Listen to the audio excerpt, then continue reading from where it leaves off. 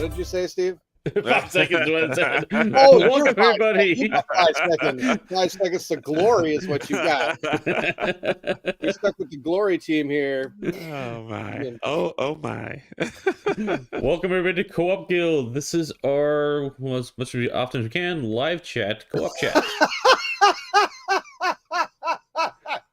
Steve had to change the intro. Hello, everybody. Hello, Dr. Nick. This is our weekly thing today. Yeah, not weekly anymore, so we try.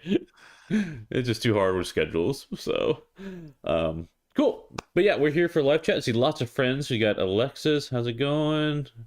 We got Pickles here, Dr. Nick, Marcel, nice. Simpsons reference. Kim's here. Kate, Chris, Tim with an epic air guitar solo. Wild Stallions. Yep.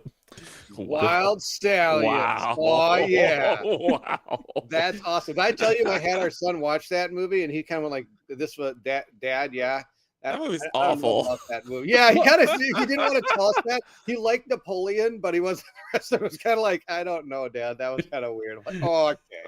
That movie's only good to us because when it came out, but it does not stand up to the test of time.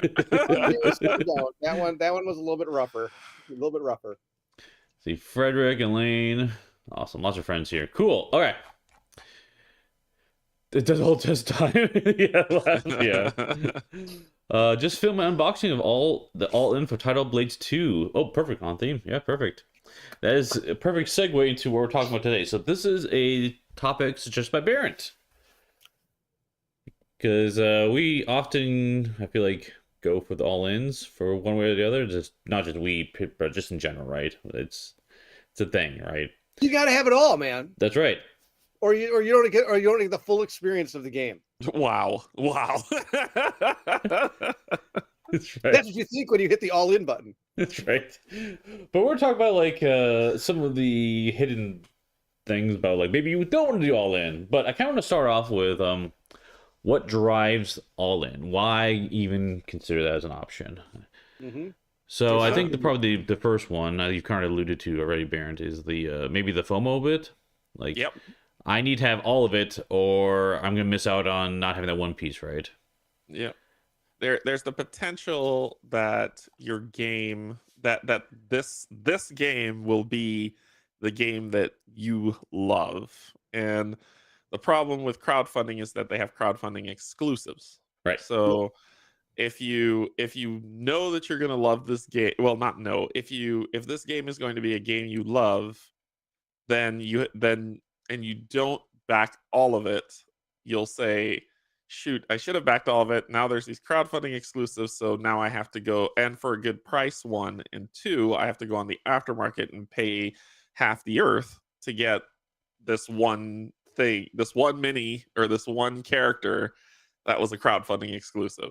And it'll be very hard to find because the aftermarket prices are ridiculous. So that's one of the reasons why. There are a million others, but that's one of the reasons why I think some people do it, not all. Some. It's added to that too. It might be hard to get just like the one piece you're missing too, because it might be like bundled together. You don't want to get all the bundle. I just need this one piece, right? Right. So yeah.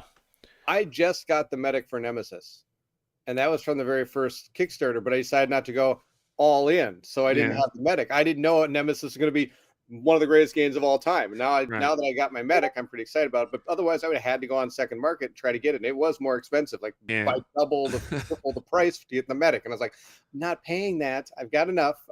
I was able to restrain myself. And I think that's one of the hardest things. Because you know what you could have got. Yeah. And now you don't want to pay to get what you could have got.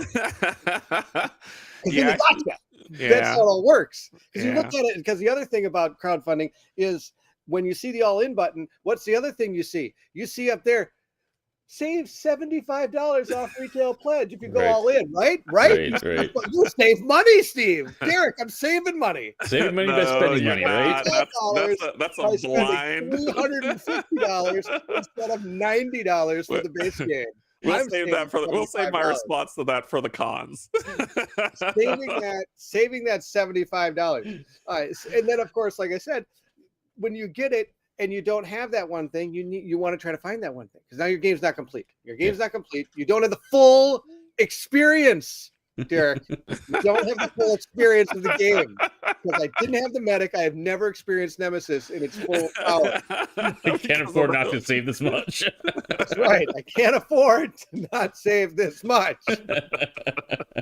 That's how it works. I do want to call it a comment from Tim here.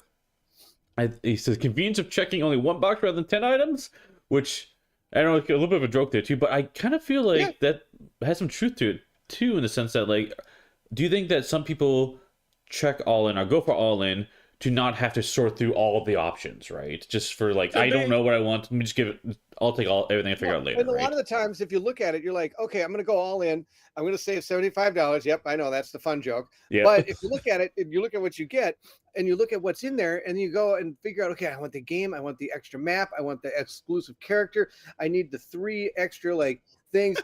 I don't need the art book. Who's going to need an art book? Like, everybody looks at the art book, goes art book, yippee skippy, right? Do I need card sleeves? I got some card sleeves. What if they're going to throw them in? I'll take it. And you add up all that stuff, you're like, okay, so that's going to be $290 for all that stuff. Or I go $299 and get all in. I get the art book and the sleeves pretty much for free. Yeah. That's how they get you. Yeah, that sick dice tray, right? And that sick dice tray. And don't forget the metal first player coin. Yes, that's one of my favorites. Yeah, Kate actually said that there too. Sometimes it's easy to check the all-in box rather than mathing out which cheaper for you. To try to figure it all out, right? It's just like going to McDonald's. Like, I'll take a Big Mac, a large fry, and a Coke. Do you just want the bundle meal? Yes, give me the bundle meal. Why would I not get the bundle meal? Yeah. Okay, and the best part is that's the same type of deal. You go there, it's like, I'll take a Big Mac and a drink. Do you want fries with that? No, I'm okay. Do you realize fries are like 12 cents if you get the bundle meal? Oh, okay. There's all the fries in the bag. I mean, actually, nowadays, that's actually not true, but it used to be a long time ago. Oh, man, that's hilarious. You got all in at Mickey D's. That's right, all in at Mickey D's. Throw it in the bag. Get that first player metal coin. That's gonna be necessary, right? That's gonna be sick. You got your metal coin from McDonald's yet? So.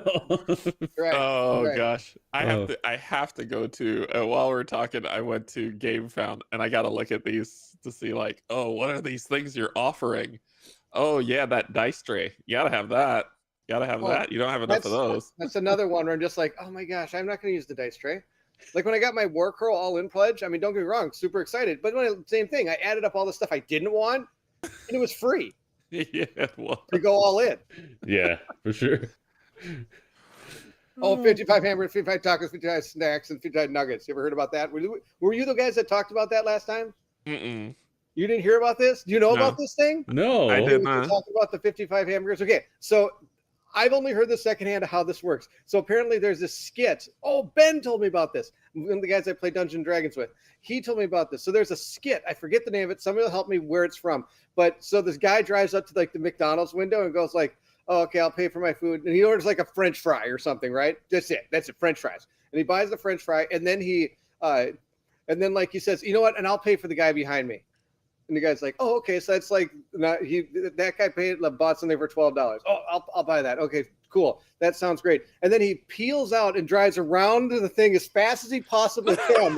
And then orders 55 hamburgers, 55 this, 55 these, orders all this food. And then the guy in front of it, she's like, okay, this will be such and such dollars or something. And also the guy like that's in front of him, like just kind of drives away and the guy cuts him off and goes like, you're supposed to start a pay through chain or something. It's like, you're supposed to pay for my food. Like, so he's like, and apparently this other person pulls out and goes, what seems to be the problem? It's like, we start a pay through chain, and this guy's not going to do the pay through. You've got to do the pay through chain. Also, the guy like gets in his car as the other person people are still talking about, like, yeah, I can't believe you didn't pay for my 55. And she pulls around his fence, or something. I forget what it's called, but it was from a Glass Cannon podcast. It was super funny. Oh, post in Discord. Okay, cool. We'll have to watch it then. Pickle, thanks for that. Yeah. So anyway, yes, that's my one of my tangents for the day. One of yours. Okay. Let's see. Where's another comment I want to pull up too? Yeah, for the pros, it's tight. I guess the pro is the illusion of paying less. Oh, there's lots of pros to going all in. Are you kidding me? You hit it. Let's do it. Okay, so all of these are gonna be not exactly the most do it. most glamorous of all in concepts. So if you go all in, first off, one thing you can do is you actually have a good resale value if you need to on your game if you didn't like it. Okay. It's a lot easier to it's a lot easier to be able to again put just the same as when you pledged. Getting all in means you get all the stuff and you're not missing anything. Where if we try for resale in the second market, you're going to also have a better chance of doing resale in the second market because you've gone all in. That has a shelf life, though. Correct. It has a huge shelf life. I mean, by the time I ever purge a game, it's like the price drops off. Yeah. That's one of the things. Sorry, Robin's here. Yes, Bairnt, please explain why we always go all in on our pledges. Come on, some more pluses. Let's hit it. The other plus to the game, going all in on something, is the fact that when you do play it, you do actually have all the things you're looking for, and potentially there could be something in that all-in pledge that really makes a game stand out comparatively. Like almost like getting expansions. Like for example, this isn't like an all-in pledge, but I mean I could go with Nemesis. If you had the base game to Nemesis, that's great. The all-in pledge to Nemesis for me was a huge hit because it gave me different intruders that'll be able to experience the game completely different as I play it. And since I like the game so much, I have those things. Now, this game did go to retail, so I could actually pick them in retail, but a lot of games don't have that. They have the exclusives, yeah. And so if you can't, like Derrick saying, pick up the secondary market. So if you didn't go all in, you wouldn't be able to get those. And a lot of the times the all-in stuff you're getting in this extra because of the all-in bundle, you may not need it, but it can also be like card sleeves are usually part of the all-in pledge. If you don't use card sleeves, you got card sleeves for another game if you need them. I mean, I don't know how many boxes of card sleeves I have back here that just some of them came with the pledge that I was like, oh, I don't know if I need to sleeve this game. This is like one of the games I'm going to play with my kids, and it's not really a need to be sleeve game. I know, blasphemy, Bairnt, blasphemy. I'm not saying anything. It's your game. I mean, those are a couple. I really feel one of the biggest pluses of going all in is the fact that you have the option to have the game that you want to play using the different parts of it, if that makes sense. Now, that also is the biggest negative to me. But we're talking positives, right? We're talking positives. Yeah, we haven't got negatives yet. And I can tell you, going all in for me is way more of a positive than a negative, unless I want to stay married for the next 30 years. Steve, you were going to say something? What you got? You were thinking something? I'm going to propose a hypothetical here a little bit. Okay. So I should have gone with hypotheticals. That way my wife didn't know I was talking about all in pledges. There you go. Hypothetically, right. What if the all-in pledges were communicated out to a portion of the public, the content creators, whoever, right? And they could distill down, have enough time with it and distill down, hey, these elements I like a lot, these ones I don't like a lot. And there's enough people out there so that everyone could get a feel for, like, okay, based upon what I see from this stuff, I am confident I only care about products A, B, and C. I don't need D, E, and F from this pledge. In hypothetical, assuming that was communicated, or could be communicated, would that help against the all-in? It would help, but not from the money that they want to make. What do you mean they money you want to make? Elaborate. Well, I feel like the designers kind of want you to go all in because that's more revenue. Sure.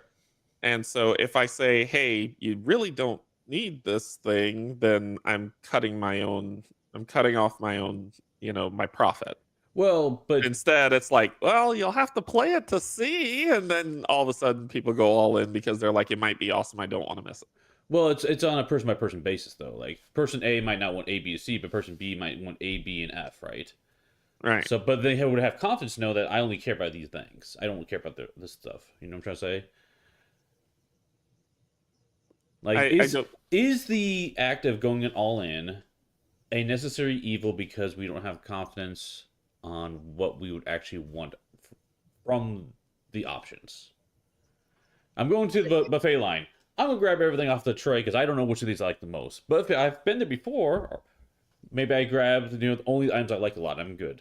Well, I think the problem with this buffet line you're talking about is the stuff you want, you're going to buy, and then the stuff that you're not going to buy, they're going to toss in for free, according to what it looks like. That's true too. Yeah. That's the stretch goals. Right, exactly. Saying, dice tray. Do I need a dice tray? No. Do I need the card sleeves? No. Do I need the art book? No. If I add it all up, the art book, the dice tray, and the card sleeves comes to $75. Well, I'm going all in and saving $75. So I guess those three things are free. Yeah, and those things they want you to get, they want to sell that stuff to make profit because truly nobody wants that stuff, but they'll say, well, if you buy this all-in bundle, we'll throw these things in and it'll be at this reduced cost. But then what they started doing now is they've done that I've noticed last year or the year before they started doing was saying gameplay bundle, all-in bundle. Mm-hmm. So then they'll say, okay, here's this bundle for gameplay that is just gameplay.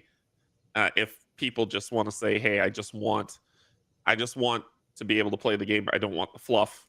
Sure. And I want everything to have the full experience of the game. So here's the gameplay bundle. Yeah. And then for people who want everything, here's the all-in bundle. Yeah. It also has a bit to do with the product line as a whole itself, because if you were to release just the core game, the expansions don't sell as well as the core game. Not everyone gets all the expansions, right? It can make sense. Right. But if you're in a crowdfunding campaign and I bundle them together, well, guess what? You're going to get a lot more of those expansion sales. They're just and on top of that, they've also got the new plan, the new way of doing things, which I don't mind. It's the two-way shipping. Core game next year. I get why they all the do expansion stuff will come the next year. So they've already sold you the expansion stuff. Yeah. And then you just have to wait till it comes. Yeah. And you don't need the expansion stuff because you got the core game to play with right now. And surprise, surprise, a lot of my games, they seem to be campaign games. So you got some time before you need that expansion. Like, did I need Aeon Trespass Odyssey Cycle 4 and 5? That time I got Aeon Trespass Odyssey, the core game. I mean, you've got 300 plus hours free. You right. That's another topic in itself. Yeah, but that's kind of where I go with it. Is that I think all that stuff gets developed. I have to wait till we get to the cons. No, let's transition to that right now. I think we're ready. So like, kind of talk about what drives that. What drives that click to get to all in? So are you talking about positives still? No, I think we're switching to negatives now. I got one more positive for you. What you got? You get to, maybe I said it because I have a pretty short memory. You get to experience the whole game. Like when it comes to your. You said that like 3 times. You said 3 times. 3 times, right? Hey! I'm glad you covered it though. We're good. Maybe I have this glue too close to my nose.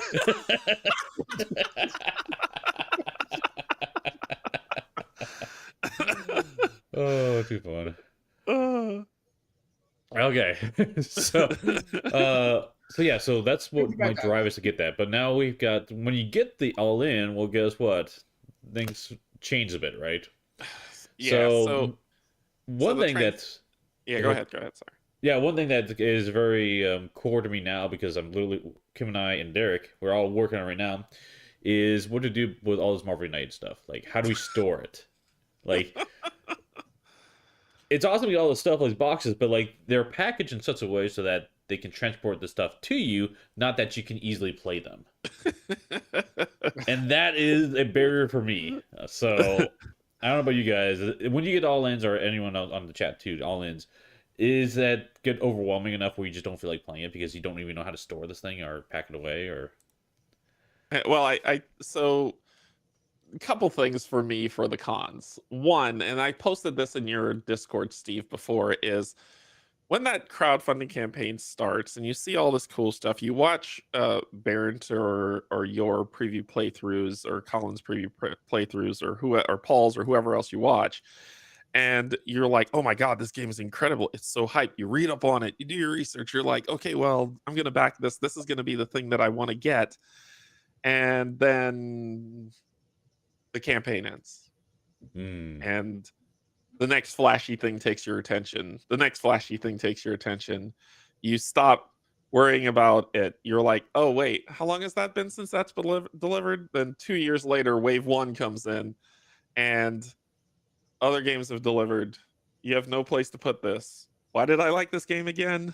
I don't know if I want to play this. And then it sits on your shelf for like 3 years.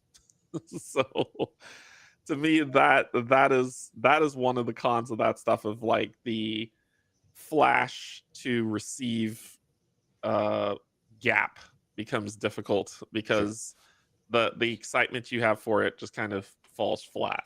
Then we go to what you were talking about, which comes into, okay, now you've got the game and there is 30 billion boxes for you. There's 30 billion boxes for that you have to take care of, like Marvel United. How do you store it? That is, you're right, that's a pain. That's like a lot of struggle in terms of, okay, I have to cull a bunch of games, which I had to do just to make this stuff fit on my shelf, or it'll be on my floor, and then your significant other will hate you because the floor is cluttered with board games. No. what are you talking about? My floor. Oh wait, there it is. Yep. That's a big thing, and I know Tim had a comment there, and I think it's a good one. It says, "I like to see devs explicitly say how to integrate all the extras, at least suggestions, rather than leaving it up to common sense, right? Or trying to figure it out, because that's another thing. We're like, cool, nice, it's organized in the box, it's great, just the extras, and I can't fit them in. I don't know what to do now with this extra box." It's like, oh. Is that though? So I'll work the other angle of that. That's not really the responsibility of the designer. No. Right? They sold you a product. What you do with it is on you. And you decided to go all in. So here's 10 billion boxes. And it's kind of on you to figure out how to make that work in your space. So I believe Bairnt's talked before about things like was it gamer trays or things that fit into like the way that boxes are organized. We've had, with inserts and all that other stuff. That's really not. Game trays are the nemesis of my existence.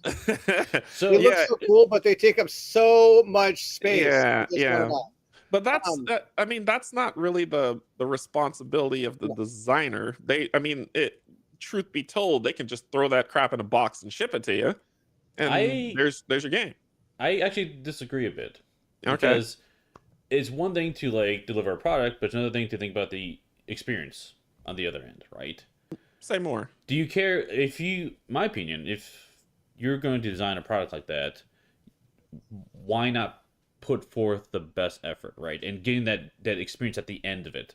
Because like, if I throw it in the box and hand it to you, yeah, you can play it, it'll work, it's fine. But like, if you make it so it's easy to table, easy to learn, easy to experience, all that ease will make it see the table much more often, and that's the winning solution, in my opinion. Do you feel though that I don't know. I don't know, only because yes, it's nice to be able to pop open a box and it's very easy to table.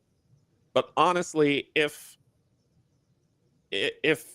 I make the #1 greatest game of all time, but it's not packaged well, I don't think that's going to count against me. I think people are still going to buy it and play the #1 greatest game of all time. They will, and they'll say, okay, well, we'll let Etsy or Maker World or Thingiverse geniuses create an insert that'll make things easy to table. It's not going to detract from.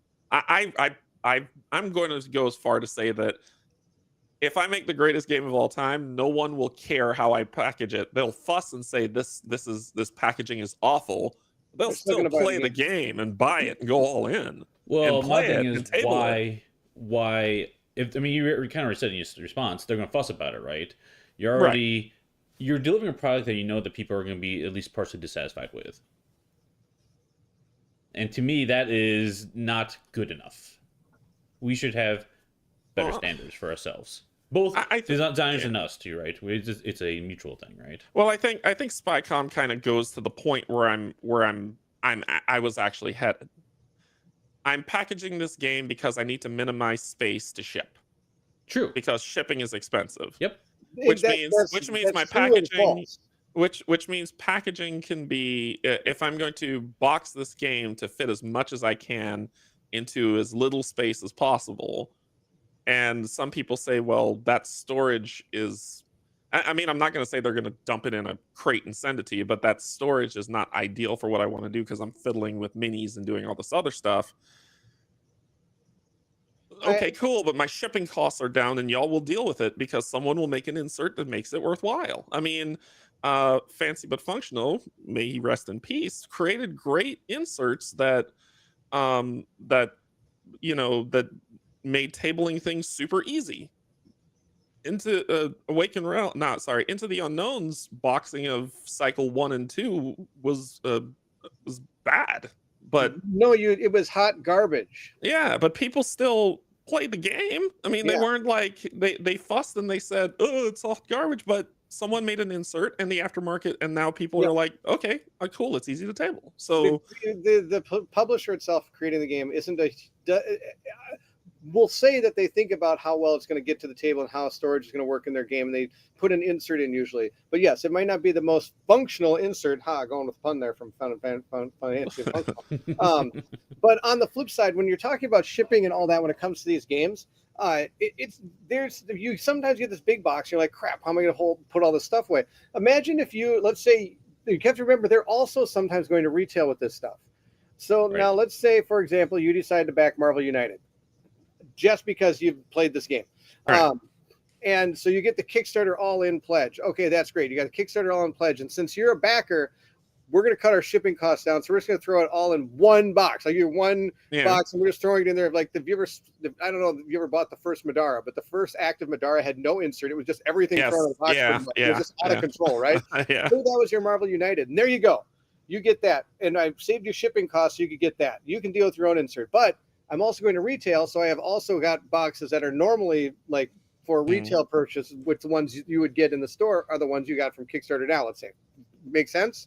You see where I'm going? So, for example, I've got Bloodborne. Bloodborne came in like 100 boxes, but those were all individual things that they were planning to do as retail because they were all different expansions. Just like Marvel United had different expansions. All these different expansions had one box that had all your stretch goals, right? Yeah, imagine I remember the Bloodborne stuff. Imagine if you can get all those boxes. You just have one box, and that'd be your choice now as to whether or not you want to keep those boxes or shrink it down, which a lot of people do. And well, I think we're kind of saying the same thing. My thing is just more, because my thing is more. I don't think it's for me. I don't think it's on. I'm saying I don't think it's on the designer to make. Like, they will do the best they can, but at the end of the day, it's about shipping. Yeah. And so if retail seal. And if I can fit as much as I can in the small enough space, I hate to say this, but I'll say, because every designer will be like, no, I care about how things are tabled. I'll be like, I don't think you care as much as you think. Like I'd call shenanigans on that. I think it's just more. I think people have their. I think also people have their own way of imagining how a game gets to the table. Yes, I'll agree with that. Yes, it's fair. I mean, yes, I believe Fancy But Functional has done a fantastic job for my way of putting games to the table. His way of putting games to the table is the same. Yeah. Where for somebody else who's has different, I mean, how many different inserts do you see on Thingiverse or whatever? Those people might have different envisionments of how to get things to the table and how to get them back to the box. the big one I have, the one that I'll call out that I don't know why they do that is Fantasy Flight Games. like if you get for any of their games, they get if you get like Arkham Horror or Marvel United or any other game, it comes in this big box, and it's like 2 things of cards. Yeah. Yes. And like, what? So the big box is to fit the rule book, and then the cards are just sitting in these crappy little weak cardboard things. Like, why? Anyway, Well, that's shelf presence. So Yes. It is. Okay, it's makes a marketing sense. thing.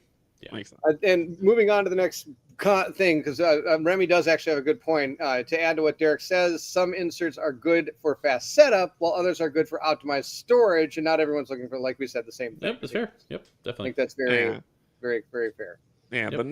the next negative I have is the perception of you're getting a good deal for going all in. There's a perception to it.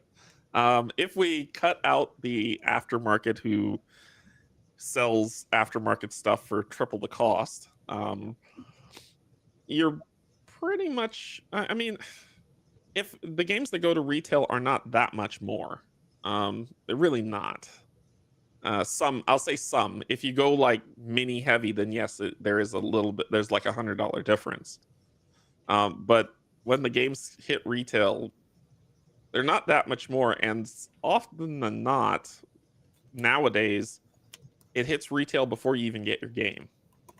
So it kind of lends itself to, is it worth it, or is it just kind of the, oh, I'll just wait for retail? I don't know. What are y'all's thoughts? I think again, a lot of that has to do with see what happens here. Let's see if I can find it here.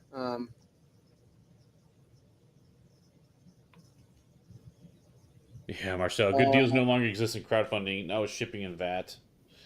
Yeah, that's a good point. I think yes, it's often cheaper. I think the struggle I have with that approach is if I wanted certain products, I'm worried I might not be able to get all of the products I'm seeking. They might not all be easily available, readily available. So that's Sometimes you don't know if that's not the one that's going to be the good one. well, that too. But like, I just want to make sure I can get what I'm hoping to get, and waiting to during the campaign. I know I'm basically putting a pre-order in where I know I'll get it for sure. If I wait to retail, which is a better price for sure, or usually at least, I'm not certain if I can find all the copies I want. If it's especially if it's exclusive, right? It's gonna be really hard to get.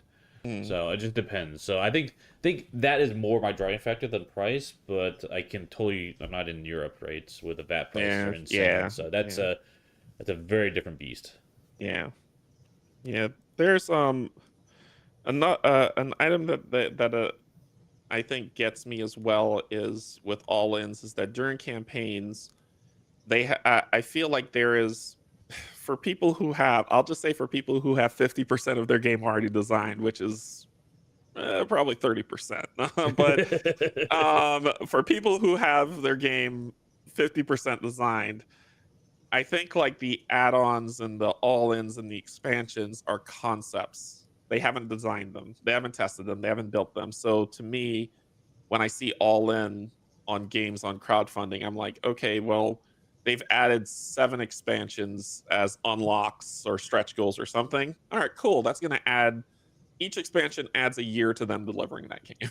Sure, because it's not ready. It's nowhere near ready. So I don't know. I think 2-week shipping. Oh, and then shipping goes up for sure. Yeah. 2-week shipping. You'll get your game. You can try it out. Yes, to an extent. I mean, I think a lot of it also has to come with publishers and producers of the game that you're interested in. You can't tell me that when you go to back a Cool Mini or Not game, they've got all these stretch goals, all these things that they don't have a plan for that. I think I you know what I mean? I mean, in the Marvel past, United, they had to have a plan for pretty much as these things. They had all that ready to go. It's just they had a SGs ready to go. Yeah, stretch goals are garbage. They're already designed. I'm just saying that I don't think that they're. I think that when they, like, Nemesis is a good example, right?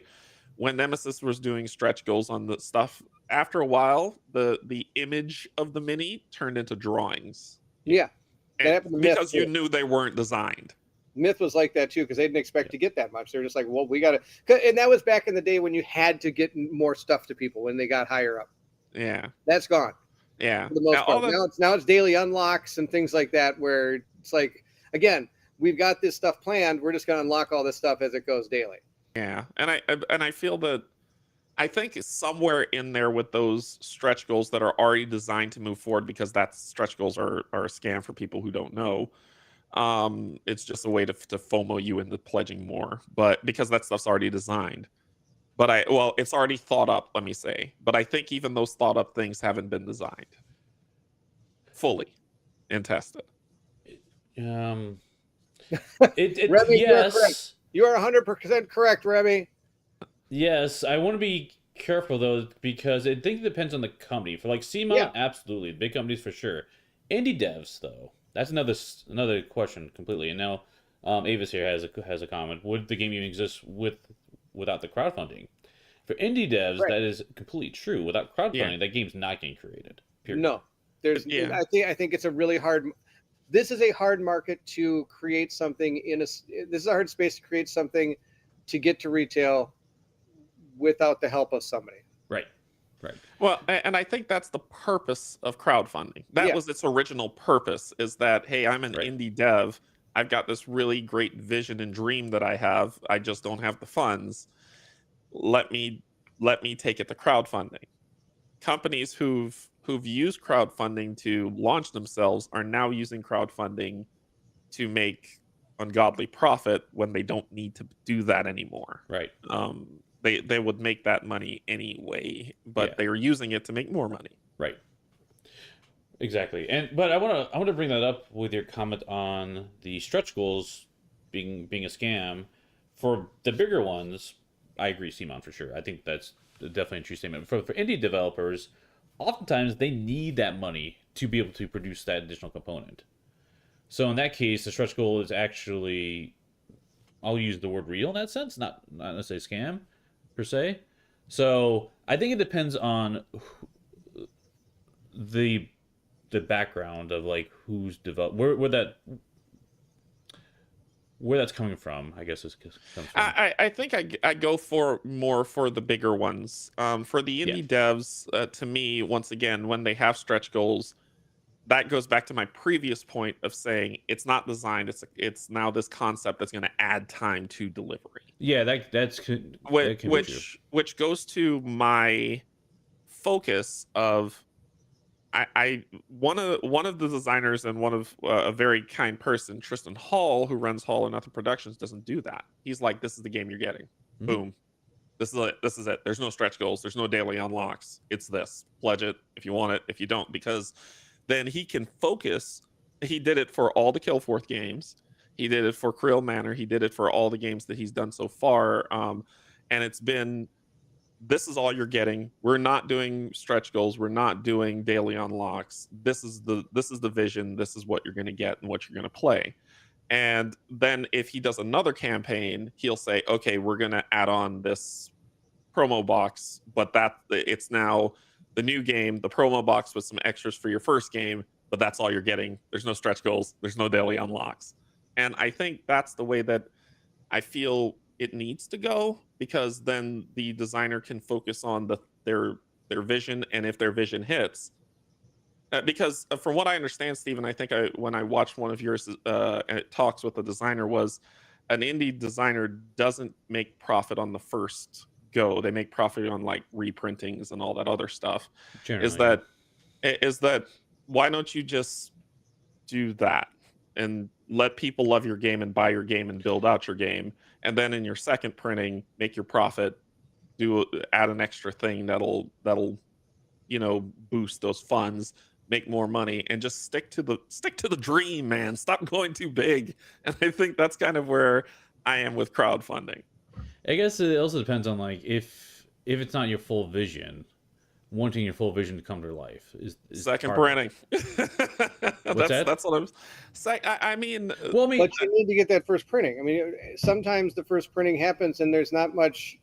Like you said, there's not any. A lot of times there may not be a profit for them, and the profit isn't for their first printing what they're looking for their dream to come true, looking for their game to be produced and stuff like this. But then when they come back with their expansion, they don't have really the way to get it out to people without unless you do, like you said, second printing, but maybe they didn't get enough on their first printing to really warrant a second printing kind of thing, where all of a sudden now they're the extra expansion and extra part of the game they wanted to really close out. Like, it's almost like when you watch Dark Angel and all of a sudden everybody's standing on like a wall ready to go to battle, and all of a sudden, sorry, that makes you so angry, doesn't it?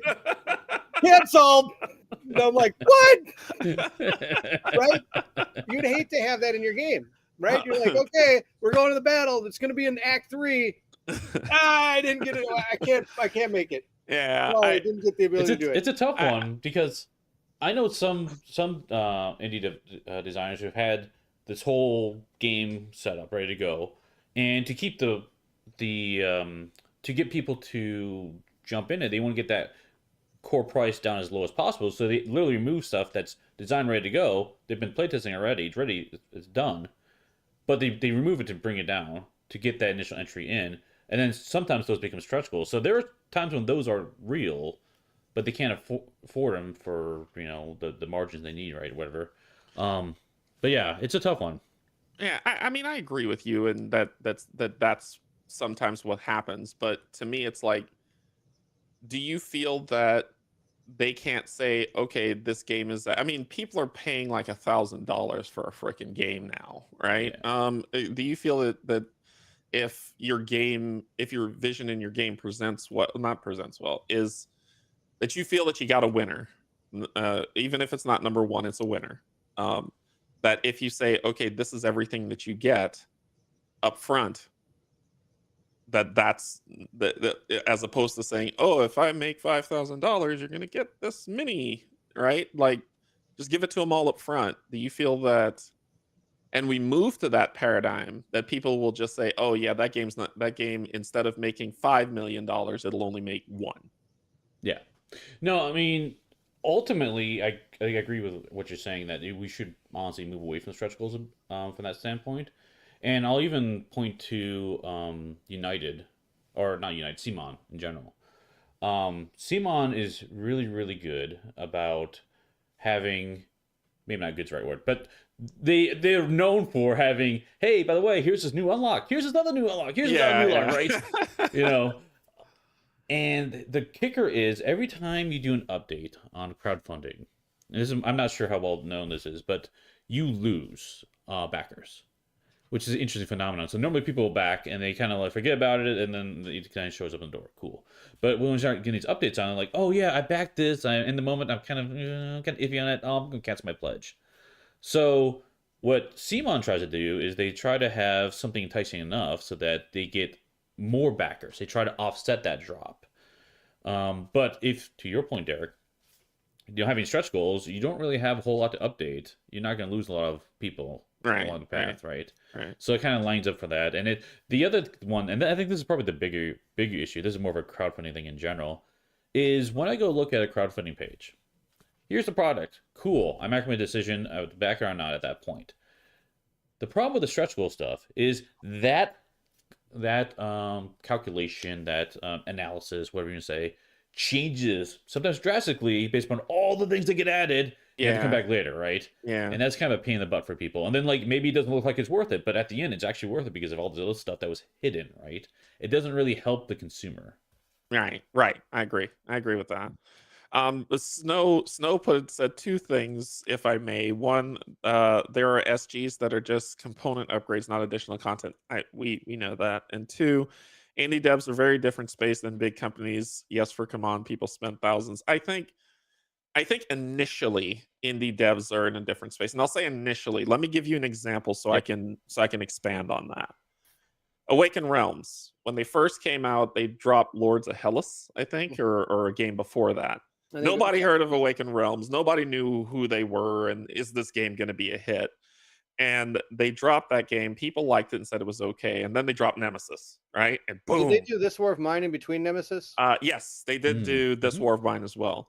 And This War of Mine dropped, and boom, people loved the game. So now, when you think Awaken Realms, you're gonna get, for people it's gonna be hit and miss, but you're gonna get a game that you're gonna like in some regard, or a lot of people will like, and a lot of people won't, right? A lot of people love This War of Mine, a lot of people don't like it, but it'll still sell, and even today it'll still sell.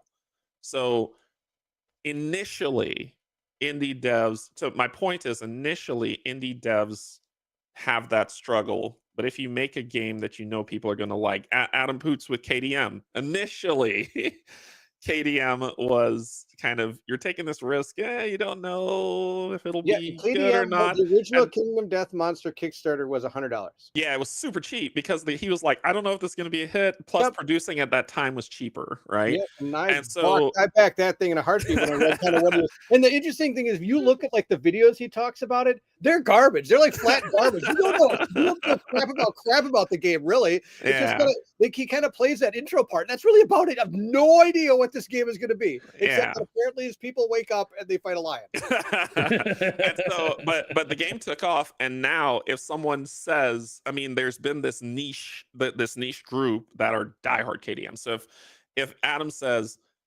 I'm releasing an expansion called The Gambler's Chest, all in, Right.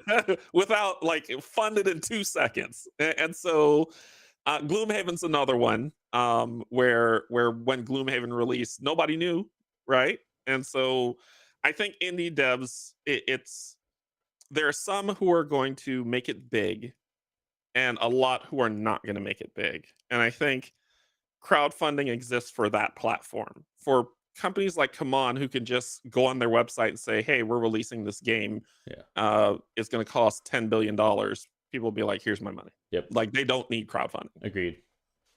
But back to this all-in pledge bit, a negative that I have with it, with the stretch goals, or the perception of stretch goals, that people think for the I think the thing I have with stretch goals is that they're exclusive. And when you, and it may be for whatever reason at some point in your life, wherever you are, you're not able to afford an all-in, and so you could just get the core box. And you get the core box, and then you're like, man, I want more, because everybody's saying, I'm going to Co-op Guild, and they're telling me that this all-in stuff that they love is fantastic, and this character that I don't have is incredible. And then it's an exclusive, so I can't get it. So crap. So I think it's just that perception of, I will miss out if I don't get everything. I'm not a fan of that. Well, yeah, but that's kind of the part of the, I mean, that's part of the deal and part of not the deal. If you go all in, you get all the content for the game. If the game is a hit for you, that gives you hours of playability, gives you hours of things to do with this game. Let's, for example, say you pledge this game Marvel United, you only got the core box. Would you be satisfied with it, and that's all you got? If I think that depends, honestly. And yes, I would say example, no. Let's say it's not Cool Mini or not. Let's say it's Indie Publisher 12, who decides to put out a game called Marvel United, and he puts the core box out, and he only does like those daily unlocks where you only get, and then like maybe you'll get one expansion with it. Would that have been enough to really fuel your fire, like your love for this game and continuous playing? Yes. Okay, so you could have played with, I say yes when you use that. And 3 bosses. That would have been, yeah, fine with that. No, I see your point. And I do agree with your point. I think because I'm the same with Nemesis. If I would have just had the core box of Nemesis, I don't think it would have been played as much as it was. But having the ability to have those extra, those different types of intruders that make the game 100% different, and even the actual extra intruders, to me, are almost better, which were concepts when they originally were being done. The Void Stalkwalkers are probably my favorite faction in that game. The Carnivores are pretty cool. And the plant one, I like it. But the core box guys are very just kind of rudimentary. Do you feel that it would have been what? Let me propose another angle of that, Bairnt, and see what you, and get your feedback on. Let's say that I give you in the core box, I give you half intruders, half void seeders, half carnomorphs, and that's the core. But that they don't have enough to play that. Well, what do you mean? Like, usually if you play, you've played it way more than I am, but I'm saying, like, when I've played, it's usually been 1 or 2 players, so enough aliens drop on the board for me. But it's just more, do you not feel that if I give you 5 of each, plus the Oh, queen. miniature wise, that'd be fine as long as you have the cards. Yeah, but I give you those items, and I call that the core box. Then that, boy, we've talked about miniatures. Sometimes are just kind of like a little gravy on top of the potato. they're not always necessary for the game, really, right? So if you only give me half the miniatures, yeah, totally fine. Chris, I don't want your logic. I don't want your logic showcasing my bad mathing skills. You're doing great. You're doing great. I think it's just more. It would be to the player. When we talk about all-ins, I love and I hate it. Both. I love it because exactly the things that Bairnt's talking about. You get there's new possibilities, there's new gameplay fun, there's new things to. I mean, I went all in on Lands of Evershade just from Bairnt's playthrough because as I watched it, I was like, okay, this is cool. Oh my gosh, they're adding more content, more story. That's the thing. So I did it. Especially for those campaign games, you get more story, you get more things. Now, on the other side, the thing to this side, which is what I was going to go to. Yeah, you're going to say the same thing. Why do I get the time to play all that? Exactly.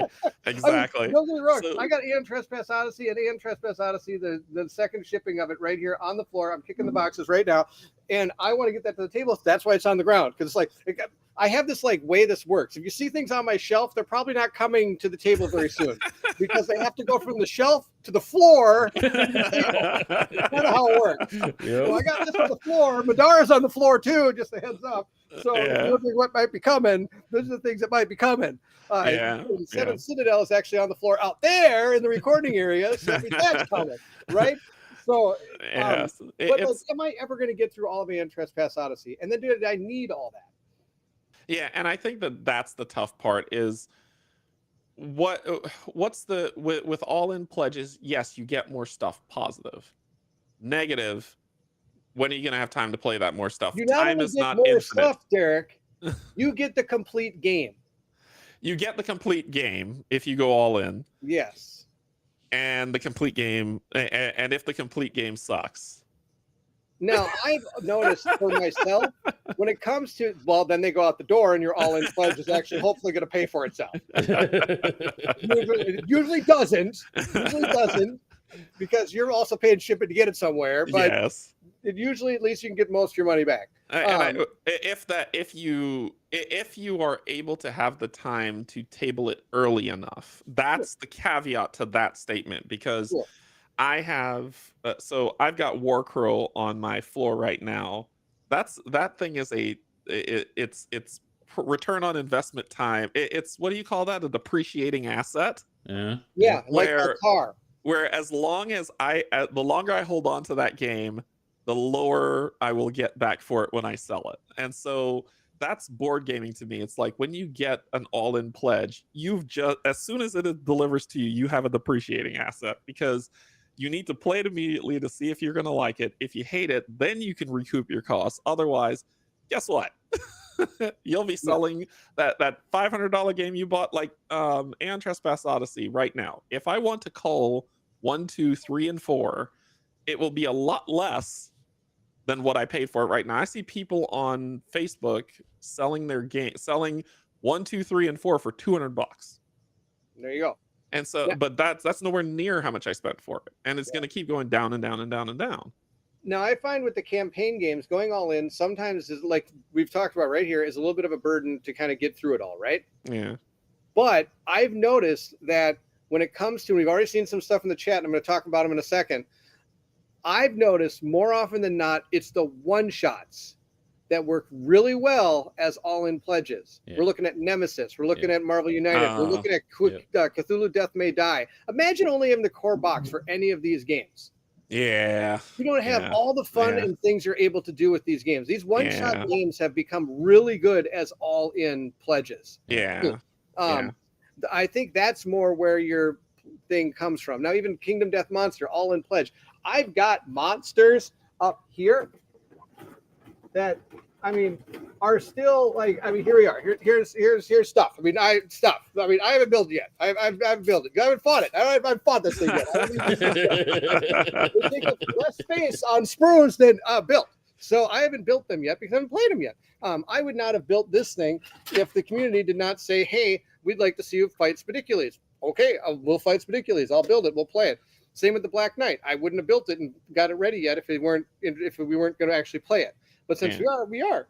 So I think having those one-off games, being able to add different aspects to it to push buttons. Spirit Island. Imagine if all you had was the core box and never made any expansions or anything like that. I know that's not really a good one because they were going to build those things anyway. Yeah. But it wasn't like crowdfunding. Oh, hey, we're adding this, we're adding this, we're adding this, we're adding this, we're adding. They kind of weren't. Is that right, Steve? Weren't they kind of? This was what you get. This is what you get. Yeah. Island. But so that's kind of a bad example. But for Cthulhu Death May Die, all these things opening up, or Nemesis, all these things opening up and going down. This War of Mine, all these things opening up and going down and giving you different options to put into the game as you play through it. Yeah. No, I see your point. You're right. The one-shot games are the things that do really well. If the game's good. If the game is no, I'm not going to say that. Not if the game's good. If the game is right for you. Yeah. Then it gives you all these extra things you can do with it. I mean, for example, we've got this one back here, the evil game or whatever. I can't even read it right now. Is that Dawn of Madness? Thank you. We've got a lot more stuff coming for that game. Yeah. And I'm excited to get it because it'll add more to the game. It'll add new stories and new elements because I played through the first one. I've played through one character. There's 4. Oh, that's like you got further than me. 8-hour extravaganza to put on my table that I can only play during the daylight. Didn't happen very often. I think that's what you said, and Snow here I mentioned as well. Is if that game's not for you, don't back buy it. But you don't know. Sometimes you don't know. You don't know. Yeah, that's the kicker. But I think also there is something to be said about if a game hits your sweet spot, right? Those are the games that go all in because you're going to play through it all. You can see it all. If it's not, you're not sure. I know there's that FOMO that kicks in, but if you're only going to play part of the game anyway, and you only bought that part of the game, you're fine, right? But if you bought all this extra stuff, you never not gonna see the light of day. Then why? Logically, you're correct. The problem is you don't know. Exactly. I think another thing comes from the fact that you've got 3 content creators talking about this stuff too. It's a little bit of a different bag here. Right. I mean, we are a different breed. And the fact that we also, I, for example, will go all in a lot of the times on a pledge just so that when I do like unboxings, people are able to see everything they're getting. Yeah. So I sometimes will go above and beyond what I normally would to get the game. Yeah. The tough part of that stuff too is that when you do your unboxings, the pledge manager is already closed, or the game is because it's delivering. So people are like, okay, well, I'm gonna listen to these whoever you listen to, whatever content creator you choose to listen to, whether it's us or not, it's perfectly fine. It's just more, do you you kind of watch the prototype playthroughs and listen to what they think of it before you go and do your own research if you do that to determine if you're going to back it, and then you deal with the consequences when your game delivers at whatever time it does. I think the problem, and I think that's the struggle, is that you don't know if this is going to be the game you love. It ticks all the boxes. I mean, I've run into many games where I'm like, these games tick all the boxes. I feel like I'm really gonna love this game. Sworn. I swore up and down I was gonna love that game, and it was gonna be. I swore when I played it. The game for me, and I rolled bad dice. I just swore up and down that was gonna be it. That thing was gonna be my lifestyle game, and I was gonna love it. Fell flat, and so you just don't know. Mm-hmm. No, that's true. Not every game. We've said this over and over. Not every game is for everybody. Yeah, exactly. That's why there's millions of games out there. That's why there's billions of games out there for you to pick. Yep. Exactly. This is kind of a little bit of a tangent, but it plays off what you're saying, Derek. Steve, we don't do tangents here. Come on. I know we don't. Never do tangents here. But when I'm doing reviews, when I'm trying to analyze, put together a review for a game, I'm starting to feel more and more that sometimes this game is for me. It's got a lot of my personal boxes being checked. But sometimes I feel like there's a game that is gonna be well received for the wider audience, and like an example of one of those games would be Leviathan Wilds. When I play that one, I'm like, man, I feel like a lot of people are just really gonna like this game. This is a really good one, right? Right. As opposed to something like Earth Under Siege, which this one personally checks a lot of my boxes. I want to see these things in this game, and the game delivers on that. So that one, so like I'm. Are you guys feeling the same way, where you are able to kind of feel or make the distinction between a game that's gonna be well received across the community versus one that's well received for yourself? For me, I go for well received for myself I because am captain Well, I of the understand it, but like, can you can you make that distinction? Can you feel that distinction? I don't know. I guess ask your question a different way. I'm sorry, He's wondering I'm is not if while you're doing while you're playing the game or you're looking into a game, does it check boxes for you because you're interested in the game, or can you see it checking boxes for the general public and that's why it'd be fun? Oh, Right. I still defer to me. I'm different though. I'm different. And that goes into which HG Bone Doc says, which like I don't feel I fall into that camp. HBO Doc? Bone Doc. What the heck is a bone? Read the comment. Do I want to know what a bone doc is? I don't even want to know what a bone doc It is. says, as a content creator, you guys are always under pressure to show new stuff. Yeah. So maybe you don't get to play it all, etc., before you have to move to something else for your viewers. Yeah. By and large, that is true. However, Yeah. that is not me. And let me kind of elaborate on that. If you see something new on the channel for me, like, oh, new, it's because I think it looks cool. Yeah. It's not because I think I need to get views or I need to get subs or I'm on the grind to make money on my channel to do stuff. So he's an orthopedic surgeon. There you go. He's a bone doc. There you go. He or she, let me not be. I'm so sorry you have to sit in spacesuits all day. I've worked in orthopedics for a while. I worked in orthopedics for 2 days, and I decided that was not my jam. So I really appreciate what you do in your orthopedics. That's fantastic. I love it. But there are content creators out there that are very attuned to the latest and greatest, and therefore they want those subs, they want those clicks, they want those views, and they want the newest thing. So therefore you'll see it once on their channel on a prototype, then maybe one more time when the game delivers, and then never again.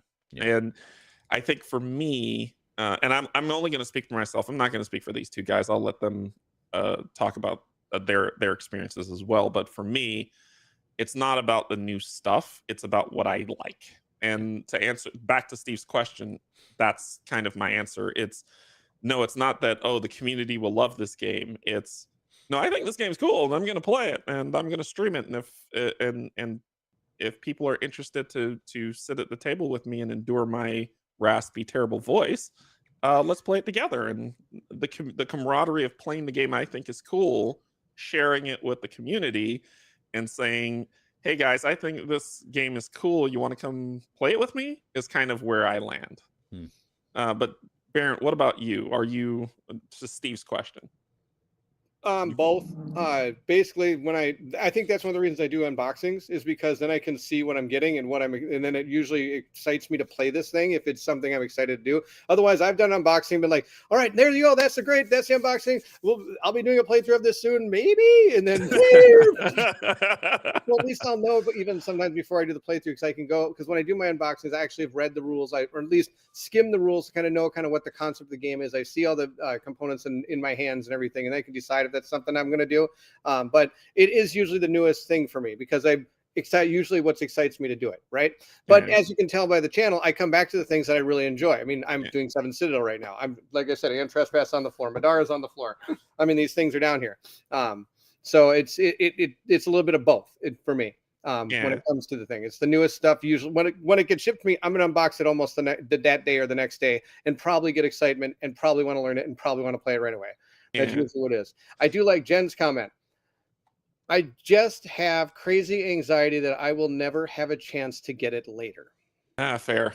Yeah, that's also another all-in concept. That is fair. Yeah. Yep.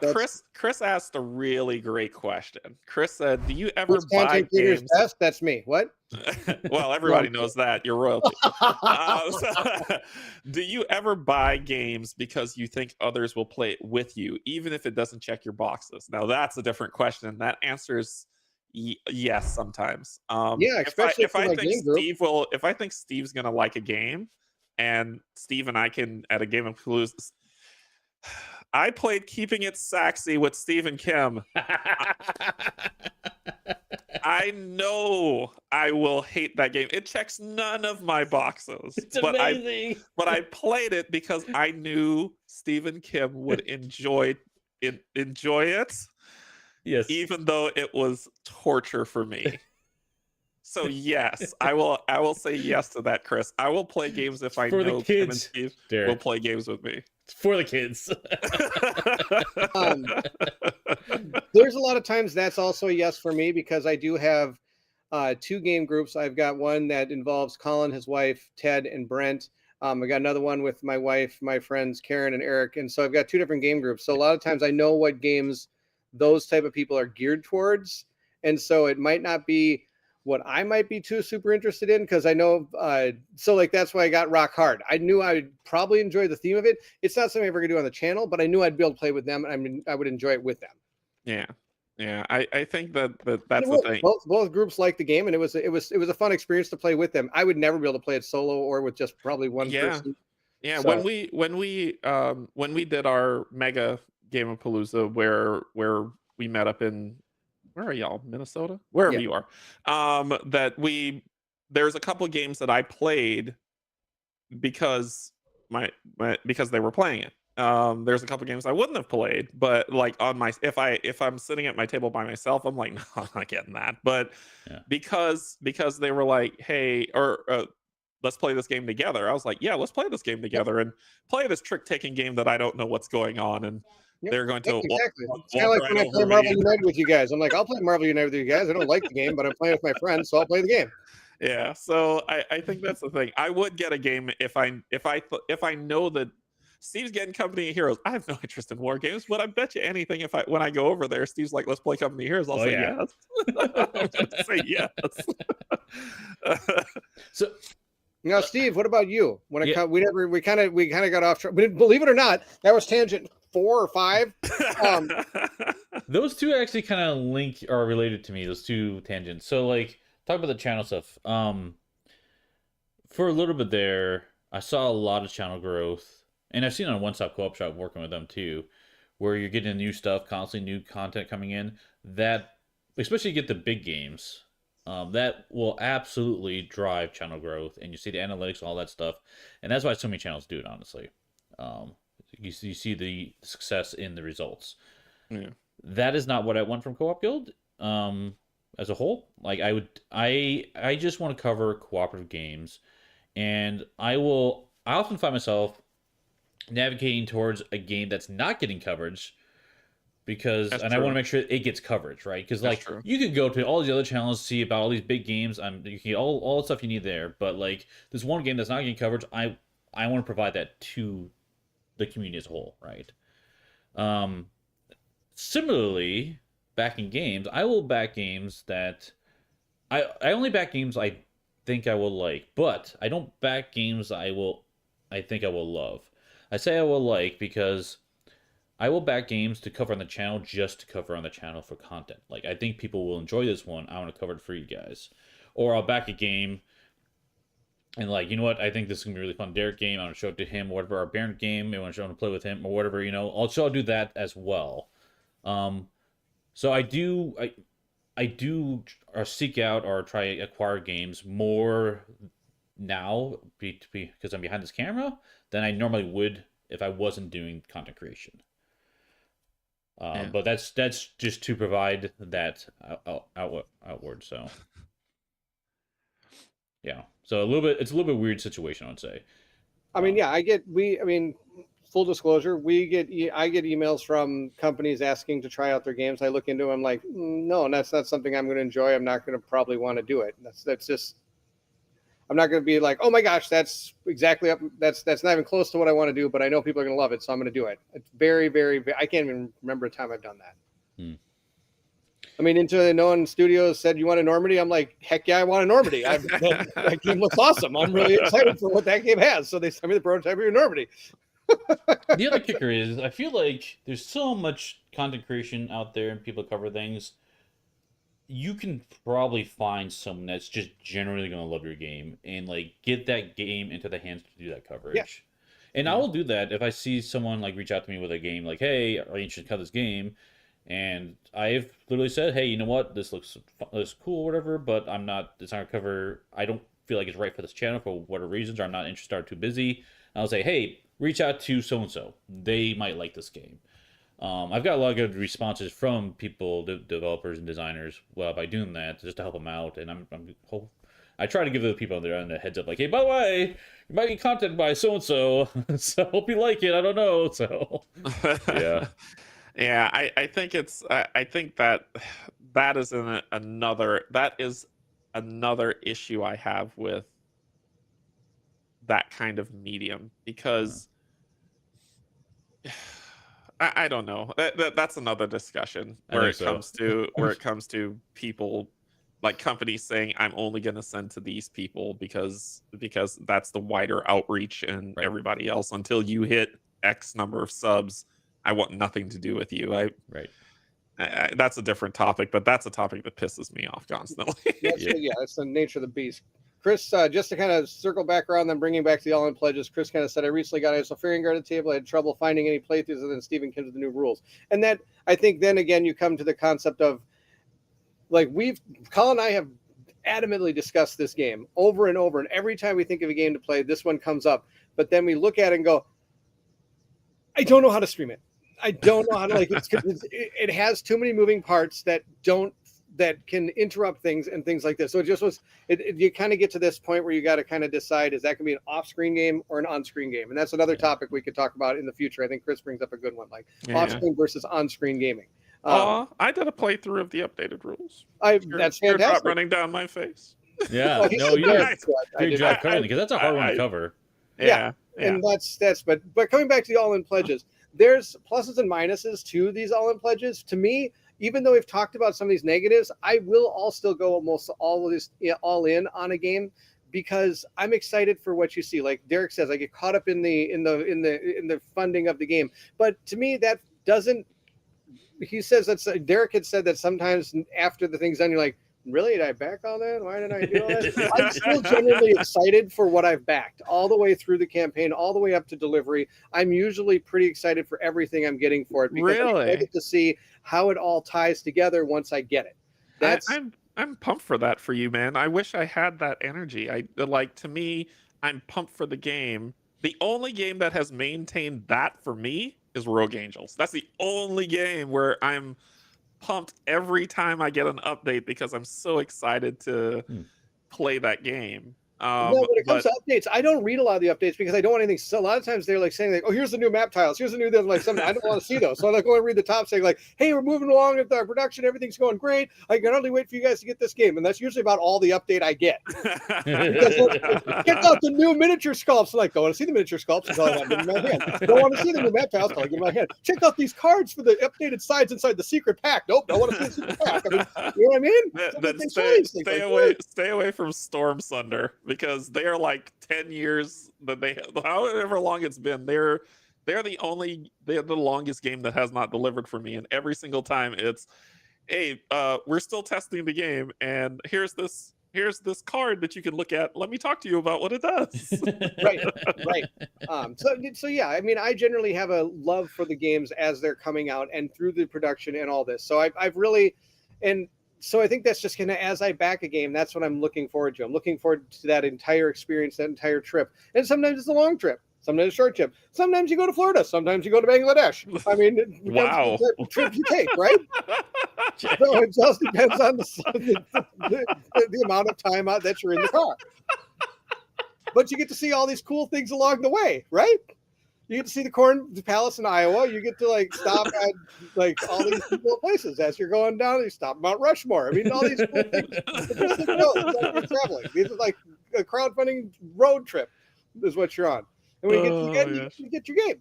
That's funny.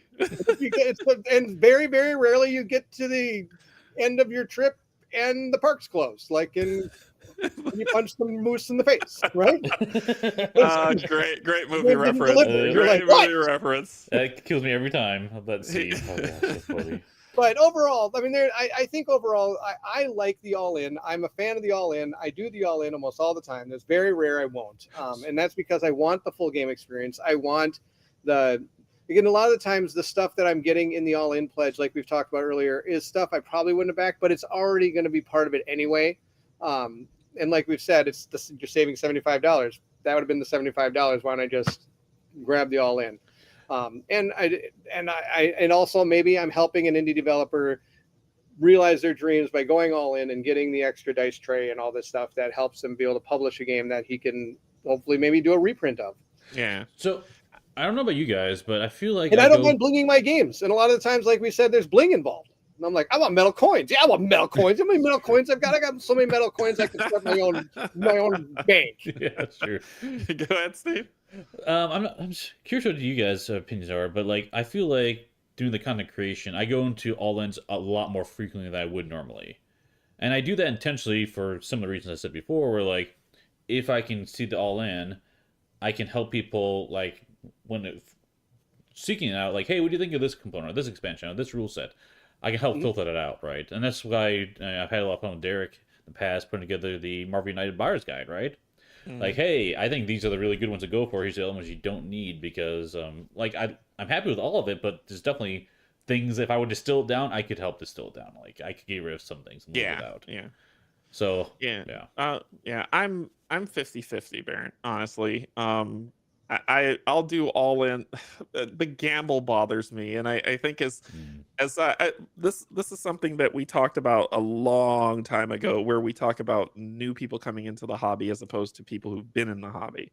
And since now I'm kind of transitioning into the old. Well, not transitioning. I'm an old guy, but the old veteran board gamer stuff. I'm like. These gambles are starting to wear on me because more often than not, I've gotten games of all-ins that I didn't like more than I liked, and so therefore now I'm kind of gun shy about all-ins. So I think my brain has gone to, if this year for sure, it's gone to, if it's not something that after I've heavily researched it, I'm like, all right, let's do this. I'm probably not going to go all in and just get the core box. And if it falls flat, cool, ship it out the door. Like, I think it's just, I think now I've just kind of gotten a little, I'm tired of games that don't work for me. Yeah. I'm tired of the all-ins of games that don't work for me. And I want better for myself, I guess. So now it's just more, I'm not going to Vegas roll on a game as much as I used to, because when I first got in, it was, oh, there's a board game all in. Oh, there's a board game all in. Yeah, I end up with all these games I don't like. You've also figured out in your gaming endeavors here, you've found out kind of more or less what levers work for you. Right? Yeah. And so you can decide which ones you want to pull and which ones you don't, and so you can decide if those are the right levers for you. Yeah, and honestly, Enormity, all in. I went all in on Enormity. You didn't catch that. Come on. I sent these guys outtakes of some of the stuff we did like 2 years ago, and there's the one where Steve goes, "Well, let's pull all these levers." Wait, lovers? No, levers. So I think that's important to you, Derrick. Is you found kind of what are the things that really drive you towards a game, and I think you can start seeing the boxes being checked. Yeah, and even in that space now, it's because they've been kind of a little bit more fine-grained. I'm starting to have to get even more pickier because the culling the games breaks my heart, honestly. And I'm tired of my heart breaking. So I need to just be very cautious. So I'm 50-50. There is one thing we haven't talked about, and I'm curious if this is a factor or not when it comes to all-ins. the scope of the game, because I think when we're talking all-ins, we tend to gravitate towards Simon, oh my gosh, Nemesis, producer, Awaken Realms. Awaken Realms. Thank you, Awakened Realms, Madar, all these like massive games, huge scope, but all-ins also exist for smaller games, with smaller scope, like the all-in for Leviathan Wilds, 100%. right? Mm-hmm. Like for you, Derek, I know you talk about like the fatigue and like that risk, that gamble. Is that gamble different for you for a big scope game versus a smaller scope game? No, I think it's about the same. I'm trying to think of an all-in. Can you give me an example of an all-in small game? Leviathan Wilds. Yeah. Leviathan Wilds, I culled. And I culled it because I'm like, Steve has this game, and I'm not going to play this game solo. Okay. So I think I'm more likely to go all in on a smaller game if there is a true solo mode that is not an add-on to the game. That's probably where I land. If I see, oh no, you need to play two characters. Both of them are wildly different, and you have to deck build while you play them. Nah, I'm done with that. Yeah, but see, Derek, those are, and I think a lot of the times when it comes to I think what he's going to ask is going to be hard for you because a lot of times you don't play games that are like he's talking smaller games. I'm going to go on the like, for example, I would say like Euros, for example, going all in on like a Euro. It's all the upgrade. The going all in on a Euro would be it's the upgrades. Would be maybe some upgrades or maybe another little set of expansion cards that are going to add some extra things to. Because Euros always have that tight, like tight feel to like make it work, right? Where a lot of the games we play have more of that flow. And like for example, what is it? The one you just did on live yesterday. What did you do? Killforth.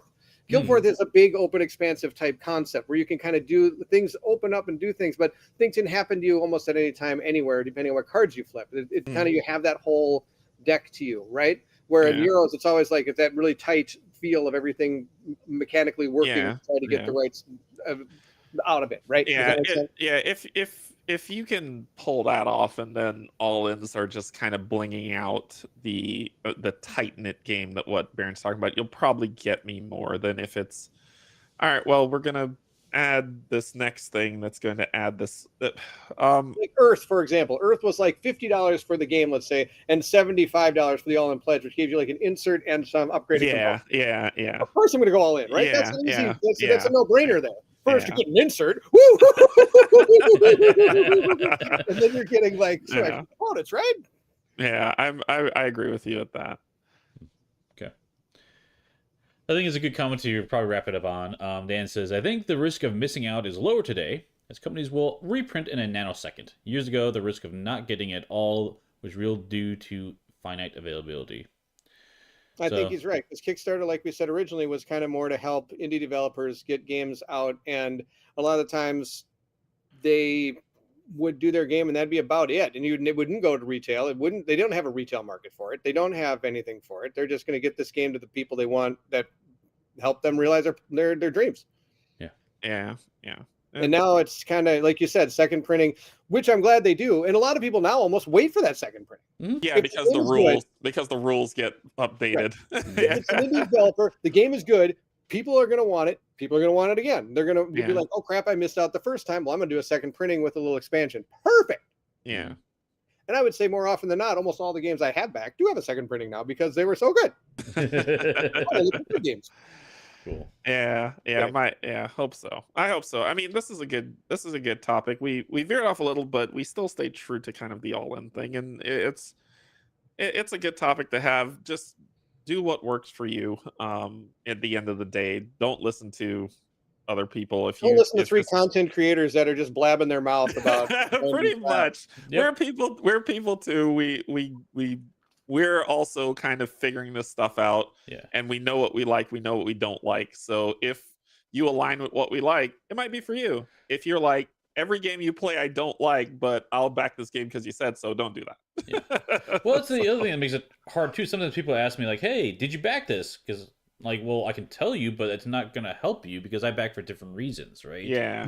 Like, especially for content creation, I'll back it just to cover for the channel. That's not gonna help you, right? Yeah, people do align with you. I mean, I've had people say like, "Hey, I really like this game and this game, and I saw you did this. Do you still have it?" And I'm like, Actually, no, I don't have that game. Or Yeah. yes, I still have it. It's right there. You know what I mean? So I mean, and that was actually one of the reasons Colin and I we talked over and over about doing our 2024. What are we going to do? Like favorite games, best games, things like that. We thought, no, let's talk about the games we played over 2024 and whether or not we still have them and how much we would still enjoy them. Ooh, that would be good. That would be a good segment to do. That would be a That's what we great did for our segment to do. 2024 games. We went through every game we played on the channel that year and talked about if we still had it, we still enjoyed it, and if we even still have it. Yeah, Speaking that of would be a which, great segment. I plan to mimic that or steal that from you guys because that was a really good segment or video. Dude, are you gonna have pictures of you back when you were in 8th grade? I have to figure it out. I have to find them. Yeah. Wow. I got left a Dan's comment here. Only one of these content creators blabs a mouth. I'll let you decide. Dan's going Thunderdome on us. He threw an axe in the middle of the ring and just said, "Yep, one of y'all's coming out." That's right. Well, I'll fall on that sword. I'm saying I'm the one that blabs their mouth. Well, I'll be Tina Turner and push you onto it. Oh my gosh. Anyway, good stuff. I think that's going to probably wrap up our chat for today. So real quick, I'll start with you, Derrick. What's coming up for you next week?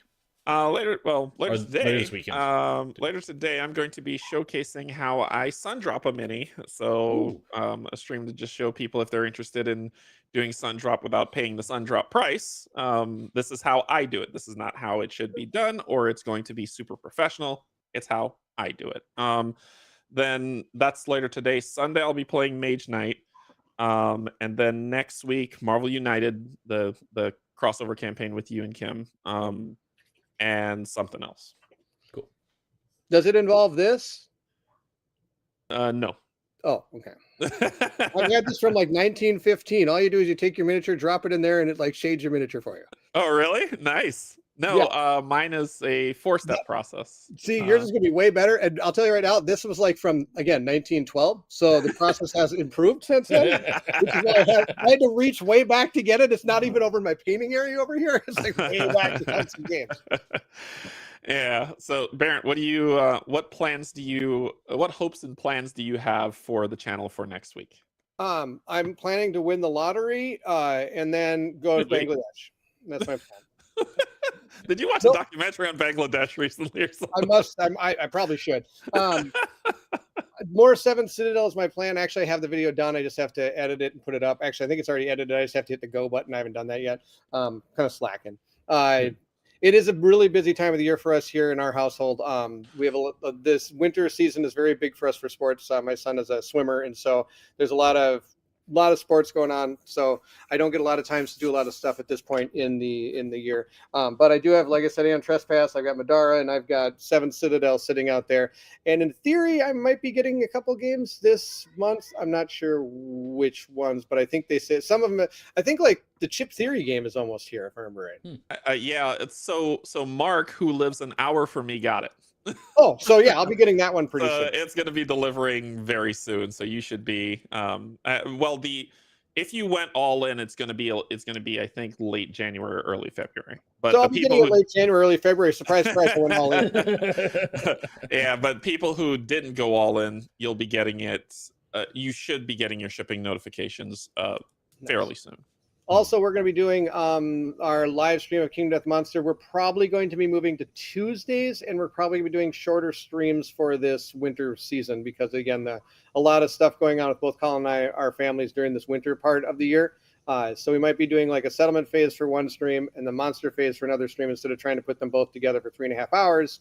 We might be doing just like 1.5-hour episodes for the next 5 weeks. Okay. Cool. All right. Steve, what do you got coming? Yeah, well, Monday we'll be continuing on with. Dan, you are awesome. Oh, yeah, exactly. Reward your highest monetary backers with later shipping. Smart. Sometimes the opposite, but yeah, not always. So sorry, Steve. No, you're good. Monday will be Marvel United, Marvel Mondays, as we continue with the crossover campaign, playing against Blastar, which could be a challenging battle, I think, look by what we're estimating. Wednesday, I'm debating on 2 things. I gotta nail it down. I gotta talk to Kim. Either we'll play a game of Invincible, which we haven't covered on the channel. Really like that one a lot. Or we're gonna do the 2024 reflection video, like that Bairnt, you and Colin did on Meet Me at the Table. regardless, that video is gonna come out sometime this month. My plan. I'm just not sure exactly what day, so I gotta figure out if it's gonna be this Wednesday or not. And I think that's all I have planned for now. I got some previews coming, but I don't know when they're gonna arrive yet. But I'll definitely let you guys know when they do arrive. I'm trying to think of the name of one of them. I'll have to pull them up. So one of them is Earth Under Siege, though. I will be covering that at some point. But that, I don't know when this month it's coming. The other one's another sci-fi game, which I can look up the name. But I should be. Oh, Neon Hope is the other one. No, not Neon Hope. Something. I have to look it up. Sorry, guys. So I'll figure it out. So I think it's Neon Hope. But yeah. Lots of fun stuff today. So thanks, guys, as always, for the really fun chat. I always enjoy these. So it's amazing to be back with the trio. It is. Oh, speaking of which, for this chat, I do have a bunch of other ones lined up. We're gonna have some designers coming on in the future. So the 25th, it might change, but I'm currently having the designer come on and talk about second editions. And then sometime in February, I have another couple of designers jumping on as well. So we've got some fun ones planned for you guys. Should be good stuff. That's it. Cool. Okay. Thanks everyone for joining. We'll see you next time at the guild. Take care, everyone. Bye-bye. Bye.